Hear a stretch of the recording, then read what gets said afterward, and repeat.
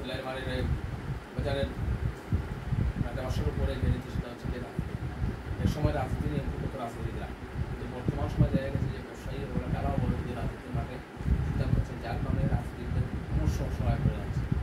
2018 সালের 14ই ডিসেম্বর এখানে জাতীয় পত্রিকা সমাবেশ হচ্ছে টাকা আসছে রাজনীতিবিদ, বিশেষ লেখা রাজনীতিবিদরা কি হারিয়ে যাবেন ব্যবসায়ীদের হাতে এখন না হয়। বিষয়টা হচ্ছে কি এক সময় রাজনীতিবিদরা আপাতমস্তক রাজনীতিবিদরা কিন্তু মনের ভেতর যে কোনো নির্বাচনে মনের ভেতর তারা সংসদে যেতেন, তারা বিভিন্ন জায়গায় জনপ্রতিনিধি হতেন, তারা কথা বলতেন।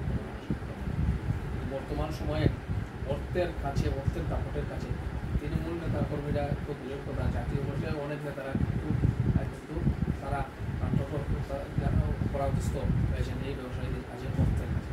কাজে মহান জাতীয় সংসদে আমাদের সংসদীয় গণপতা মহানায়ক তুফাইল আহমেদ বলেন, আমির হোসেন আবু বলেন, সমস্যা অবসর প্রত্যেকে বিভিন্ন সভা সমিতি এবং জাতীয় সংসদ বলতে যে রাজনীতির হাতে টাকাটা নিরাপদ। রাজনীতি যদি রাজনীতিবিদদের হাতে থাকে তাহলে দেখবেন কোন রাজনীতিটা সুন্দর পথে পরিচালিত হবে। অরাজনৈতিক ব্যক্তিদের কাছ থেকে কখনো রাজনৈতিক আচরণ আশা করা যায় না।